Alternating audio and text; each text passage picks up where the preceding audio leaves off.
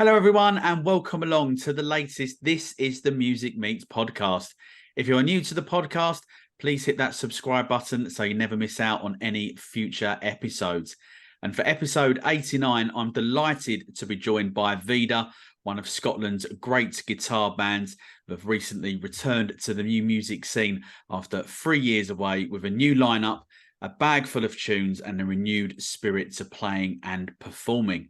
On the latest podcast, we're going to find out exactly what the band have been up to over the last 12 months, their thoughts on the reaction to their two new singles, their support slot as well, even with Andrew Cousin, and much, much more. So as I say, Vida, welcome along to the This is the Music Meets podcast. I'm delighted that you're here. How are you all doing this evening? Sam? Very well, man. Very well. Thanks for having us. Looking forward to it. Oh, brilliant. Great to hear. And as I say, really, really looking forward to this one and great to have you boys on.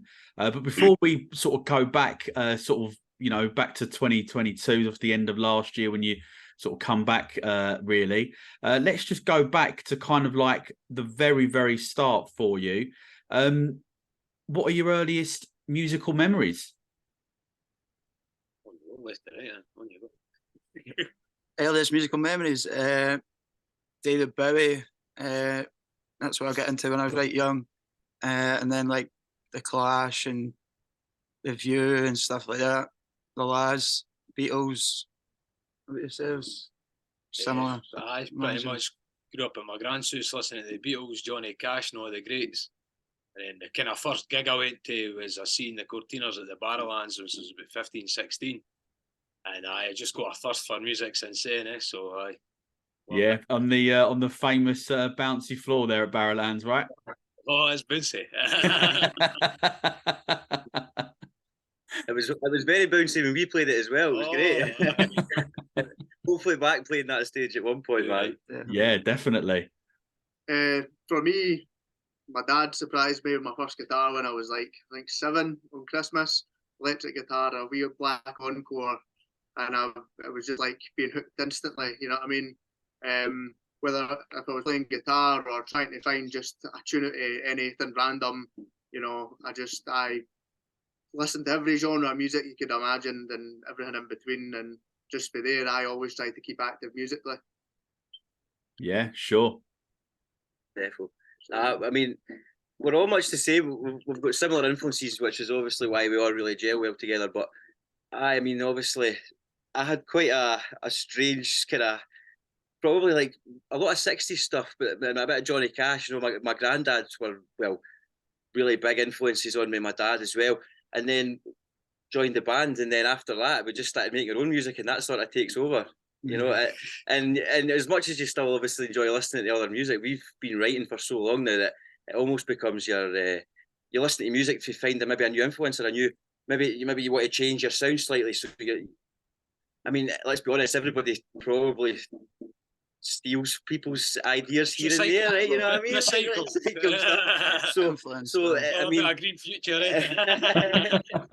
So if we're trying to maybe expand on our sounds, let's say. So there's maybe a wee touch of different influences for here, and especially if Colin's coming in, Evan's coming in, it's different ideas. So bringing it all together and hopefully make something beautiful. Yeah, well, I think it's fair to say that you've definitely made something beautiful with the two comeback singles that you've put out so far. Obviously, you've just mentioned there that obviously Evan and Colin are obviously new members in the band, but obviously I should have asked you at the very, very beginning if you could just go around and just introduce yourselves to the This Is The Music listeners so they know who you are and what your role is within Vida. I'm Colin. I'm the singer, guitarist as well, rhythm percussion guitarist. Songwriter in the album. Nathan, I'm the guitarist, songwriter as well. I'm Evan. I play bass. That's about as far as that goes. And I'm Jamie. Jamie, drumming Jamie. And I wrote a couple of songs along the way. So that's well. Actually, Jacob's meant to be here tonight, but he's actually out dining. He was wanting us to tell you that he was up climbing Mount Everest for charity, but he's actually out on a date with so. There you go. Some of That's it. That's it. Goes. So that's the gang, and obviously we've got Greg Valentine as well, but he's currently working. So sure. So yeah, not a problem at all. As I say, it's great to have you, and we've got the 4 best people in the band anyway, right? So, so I think it's probably maybe fair to say that you surprised everybody sort of at the back. Well, it's probably maybe about this sort of time last year that maybe there was a little bit of a rumour mill going around that Vida were maybe making, maybe a live appearances or making new music. So obviously that did happen towards the end of last year, as I say. So how difficult was that in the build up to that, actually trying to keep that as a secret? Well, just because it was a surprise gig, right?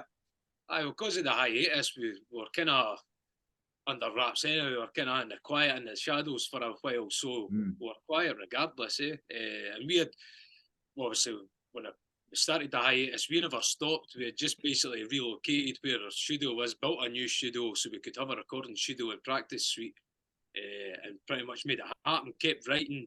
So it just come to the point where we re-recruited and then got everybody in the right positions, started practicing, and just basically made it happen for there. For us, obviously, Colin and Evan come along a bit later, but for me and like myself and Nathan, we kind of dwelled on the idea for a while to sort of get Vida going again, because it was obviously something that was quite important to us, and we worked hard at. We had loads of discussions about like the name and whether to change things back, as you can imagine. But for us, we had wrote a lot of songs, and that was our sound, and that was us regardless. And I mean, like, don't get me wrong, we spoke with Jamie and we had really nice chats and everything's sweet. We're all good pals still, and there's no dramas. So we needed to get all that stuff ironed out before we could really decide on what we wanted to do. And then once we got Colin, Evan pretty much just said, "I'm coming in to play bass," and we were like, "Right, man, sound." And he's a fucking cracking bass player. I love that. He just come in and says, "Right, needing a bass player, I'm coming in." So we took the Monday, made it happen. Yeah. And then we obviously scouted Colin for a couple of $100,000. So that was good transfer. Yeah. And then Jacob was on tour with us when we were before with Vida, and he was Nathan's kind of guitar tech / just done other jobs. And good guy. And he just slotted in as Jacob does. He was in here anyway. He was doing helping us build the place and that day and jamming along. So he was always intended in coming in. But he's a great guitarist as well, man. Honestly, he's like good fire fingers, eh? He's crazy, like. You'll be quoting that, Jacob Fire Fingers. The jazz club. So kind of like looking back on that first show, then what was the reaction like to people? Like for you guys, was you like, I guess, sort of surprised or maybe shocked at the reaction that you got, and like when the gig was kind of, when it came out, that you'd actually been back on stage, and for the people that were in the audience, what was their reaction like?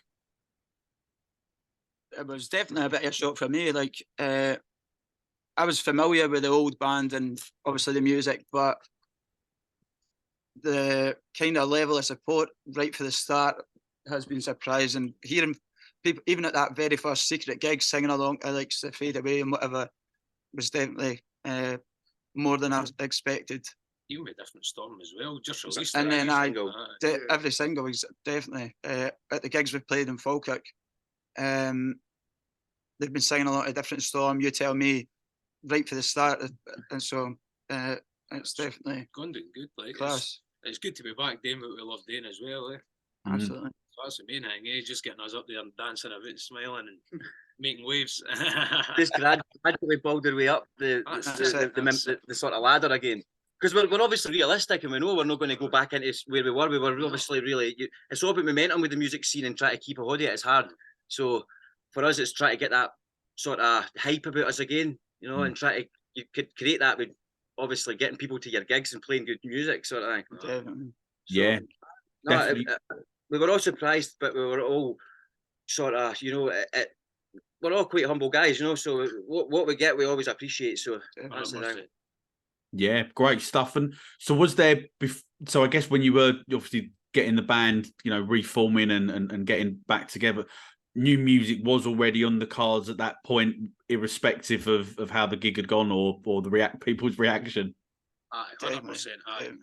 Yeah. Well, I mean, sure. I know myself coming in, like as these guys mentioned, building the new studio during a kind of hiatus period for the band, but not being on an actual musical hiatus. I came in and, you know, there's a ton of songs there ready to learn that, you know, I used to go watch Vida live back in the day. Like I've known these guys since I was like 15, 16. So I coming in and like playing songs that, you know, I wasn't familiar with, nobody had really heard before, and knowing that there's that kind of back catalogue to like learn already before, you know, we've even fully collectively came together as 6 musicians tonight again, you know what I mean?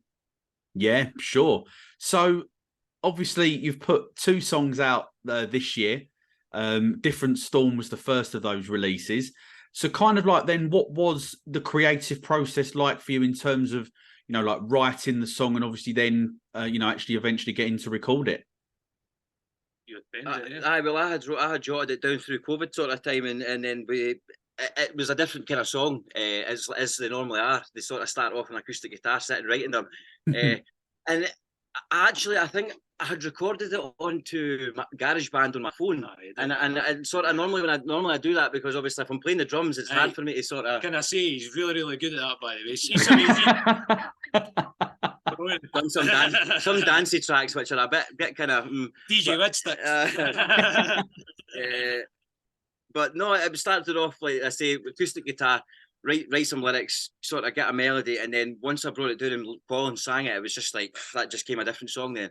We brought it up, took it from just A, we brought it up to like I don't know what is it played in sort of C, and it's for me to sing in that sort of key is just it's unbelievable. So Colin just nails it, and it really brings the energy in the song. I think, you know, when you've got something really belting it. So and that's how a lot of those songs kind of start, is just acoustic guitar process, bring it down. We've done a lot of sort of pre-production because we've got the studio space. So pretty much it took us a long time to get it right because we're really picky with that. But sometimes it can be a good thing, sometimes it can be a bad thing because you're like you overthink it. But we got there. Yeah. Nathan pretty much and Colin, they produced it and mixed it and they mastered it. So it's pretty much we've just been DIYing it in the house. DIY. Yeah, sure. Facility, man. And did you quite enjoy that process then of being able to produce and mix your own song, or was it like quite a stressful process? And maybe in the future you might go, hey, do you know what? Maybe we'll get a producer in or something like that. It's just part of the journey, really. Like it's a learning process, and 50-50 in what you said there for us. 100%, 50-50. Honestly, like, always when you work with somebody else, you've got their creative input as well, and then being there is obviously an influence. So then you get different kind of dynamics, different creative avenues that you might not have explored before. So maybe I like working between each other and then going to other producers too. So down the line, we probably will try and invite producers into here and help us work, try and get other stuff done, try a different take on different songs, whatever else. So see if you think back, well, for us, we've worked with some really, really good folk already, and see this experience, like, or the knowledge they've passed to us.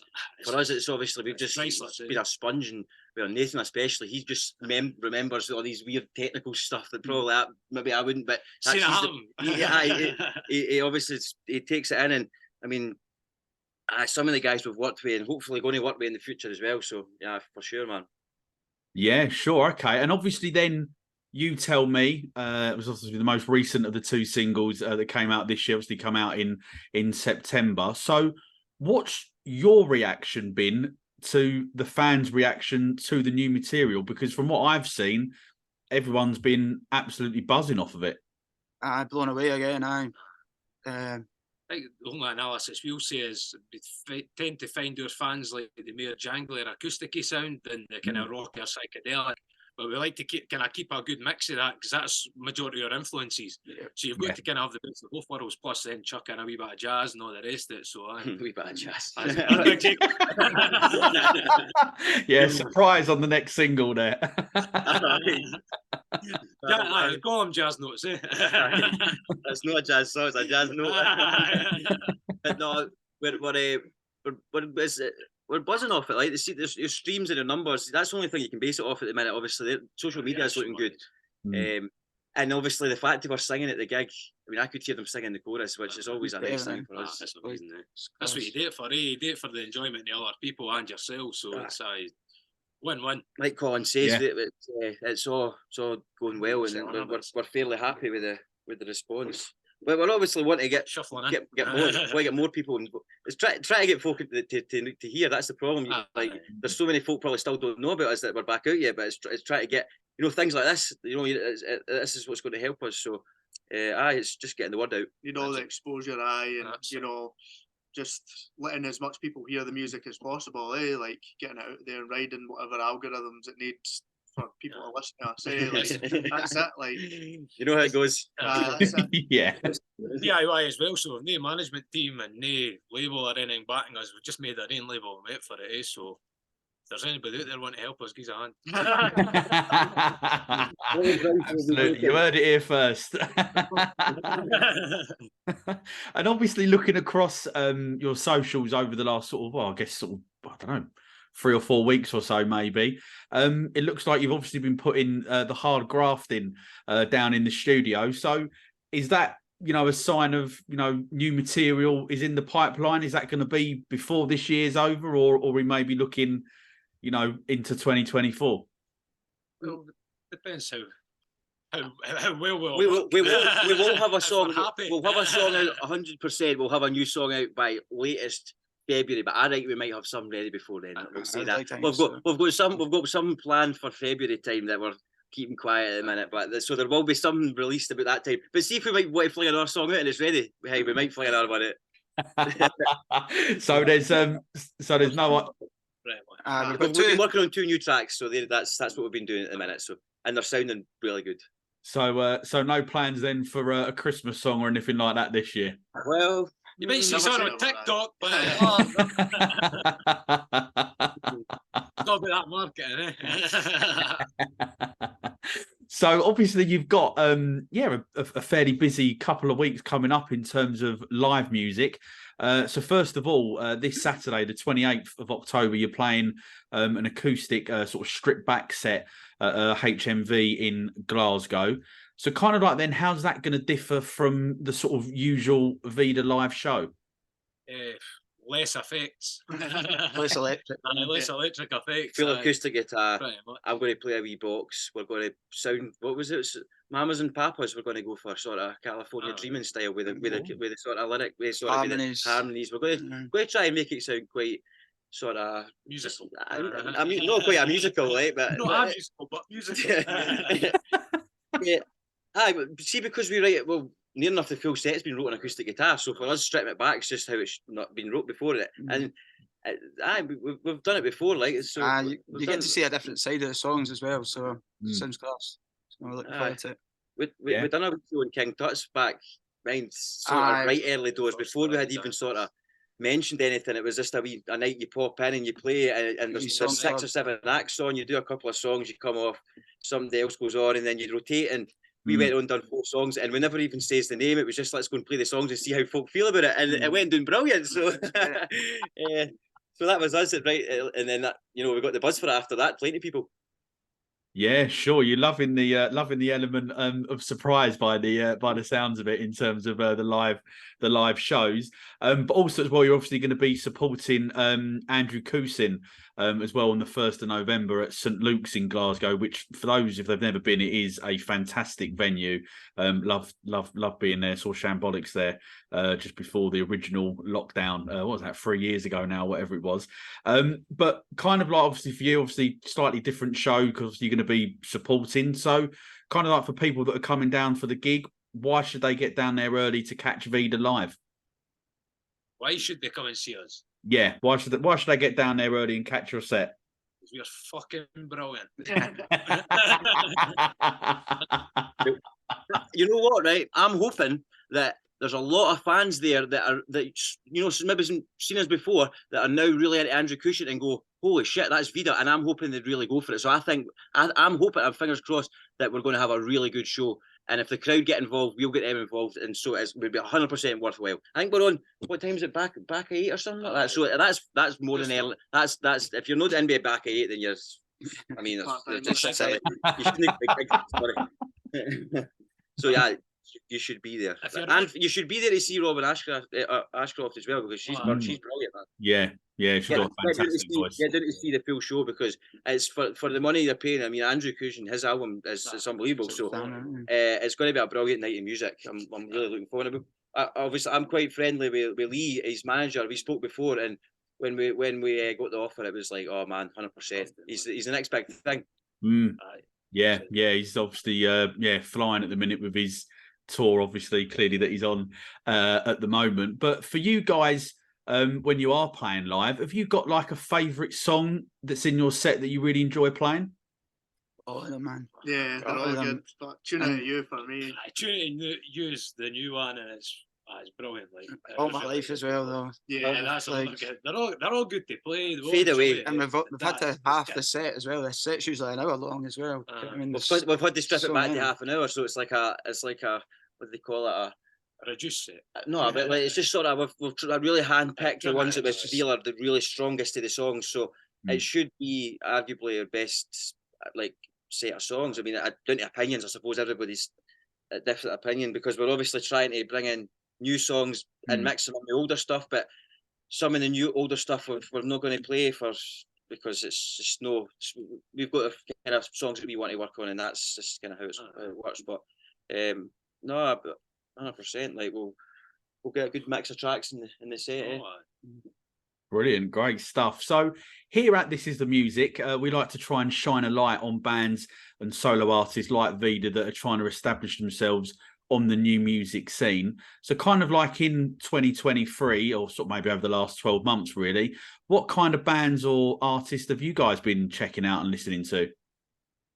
Probably like Pastel, Logan's Close. That's Joy Hotel. Joy Hotel. Delta Manic. Another boy. Toronto. Martin Milady. Martin Milady. I mean, there's for us locally right now. There's a lot of good bands, but there's obviously what was the band for Birmingham again? Mind we played with them. Oh, Big Image. No, Big Image. And then you've got the Claws. They seem to be doing really good at the minute. We played with them, guys, a few times. Shambolics obviously smashing it. Yeah. I mean, girls. Dead Letter and Yardak, I'm right into them, man. They're class, man. Who else? I was listening to the Oriels. They're quite good. I heard Johnny plugging them on Six Music. That's like zoning out to Six Music sometimes. You always find plenty of good and strange stuff on there, like by strange good. Strange good. That's another good one. Like you can't beat the classics. So let's be honest. I mean, I like listening to an old. What was it you were saying about getting the David Bowie album on one of the third albums? I've not had a right listen to it yet. Dory. I feel like I need to have a right good listening to that. Just so many different things. Music's good. So much for that. Absolutely, well, it's great to see. You've got so many, great choices there that you've just mentioned, and I think it's fair to say that the new music scene is really thriving at the moment, and long may that continue. So I'm going to throw some quick fire questions at you now. Maybe try and find out a little bit more about you guys as personalities and stuff like that. So the first question is, what is the one item that you wouldn't be able to live without? Guitar for something, probably. Wasn't I'm going to go for square sausage. As a tradition, it's like my grand steak pie. I'm brew. Aye, the All Time Brew was better though. They've reduced the sugar in it. It's not quite as good. But We'll have to be a bunch of patriotic Scots, like we love our Scottish cuisine, the finest of it. you Nate, what do you say? Oh, you said yours. He's not going to say his again. That's all right. We'll move on I'll to say herbs. that. Would you rather fight a kangaroo-sized duck or 10 duck-sized kangaroos? 10 duck-sized kangaroos. I love kicking the fuckers. You used to play the rugby, though, that's the thing. Duck-sized kangaroo. A duck-sized sounds kangaroo, terrifying. man. That sounds so scary. That sounds bad. I'm with Nate here. Sorry, I'm with the. What was it? No, a kangaroo-sized duck. Imagine a big huge duck. That's what I'm saying. That would be horrific. Man. That would be a full loafer breed. You put a saddle on that. That's a good question, but I'll go with the wee small kangaroos. Like, Cool, okie doke. So, if you could have any band or artist watch you from the crowd at your next gig, who would it be? oh, Paul man. McCartney. Yeah. Honestly, I would love for Paul McCartney to come and see us, like, meet him, man. I kind of thought instantly Jimmy Page and That's another one. Robert Yeah. Plant, right? Yeah. Aye. Aye, I mentioned Nah, the Doc earlier, City. Johnny Marr, definitely. He's into some good tunes. There's the video where Led Zeppelin guys are watching their performance at their celebration day, and the way that they just watch the music, it's like just They're right in oh, midst they're of it, watching so it. immersed. They're just musical people, eh? So I that's what I would say there. Like, I wish obviously John Bonham could be there, eh? Because he's like my idol, but he could obviously. Yeah.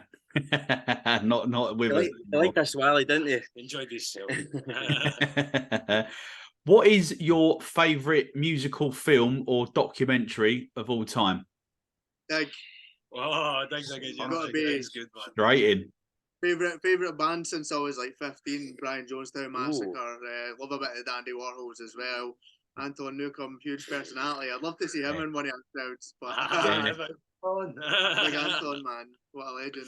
Documentary, probably. I say Nowhere Boy or Control. So the one John Lennon or Jordan, Ian Curtis. You know, they two, I watched them growing up watching them. What is it? Yeah. Document? Aye, like a documentary. I'm sorry, Well, but see for me, there's biopic, Get Back, the new one. It's there's no that getting is- away from that. I'm sorry. Yeah. It's the best thing I've ever watched. Aye, Right, I watching agree with that, it and totally. seeing them actually doing the take that's on the record. Yeah. It's mind-blowing. Yeah, definitely. Yeah, that is amazing that they've managed to have that level of insight into the band, really. The performance as well, though. You know that, like they're all perfect. You know, it's just so in time with the drums and just it's unbelievable. So The one about the Sex Pistols was class too. I don't know if you've seen that. what was Yeah. that? My dad was telling me about that I actually. can't remember much, but it was great. So, which band member is most likely to run off and join a religious cult?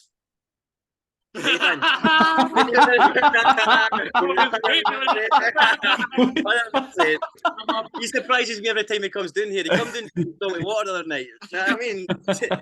I'm just I'm into the esoteric and the occult stuff and all that. Then he started with it. Go broke up with it. Starting with the handshake.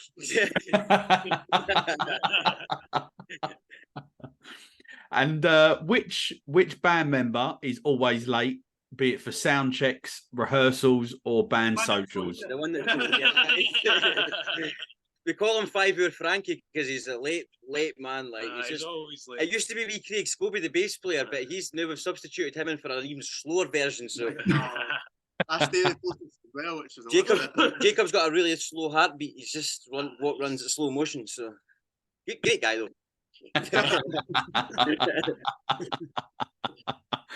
So what's next then for Vida? Obviously, we've mentioned the couple of live shows that you've got over the next couple of weeks. What other plans can we expect to see from you boys in the future? Well, we've got a big gig at the end of February next year, so it's kind of working towards that. Hopefully, release some more music as well in the process. Get a bit more live experience. We're going to try and get busy social media, obviously. hope for the festival season next year. We've missed it this Right, season. a lot of time in that as well. Yeah. We're tracking an album. We're demoing it. We've got so much music, so we're going to record an album. Loads of material. We're 12 songs tracked there. Yeah. Pretty much demoed them. We're building them up and then see what ones we're favouring for a release. But the aim is to get an album out there and get as many gigs done as possible. Get south of the border again as well. That's the plan. Get south big time. And then maybe try and get to Europe again. We've been to Amsterdam before. That was brilliant. So I'd like to go back there. Yeah.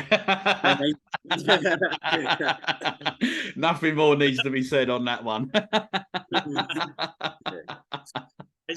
Brilliant. Look, Nathan, Jamie, Colin, and Evan, that is the end of the podcast, unfortunately. Thank you so much for coming on and being guests on episode 89 of the This Is the Music Meets podcast.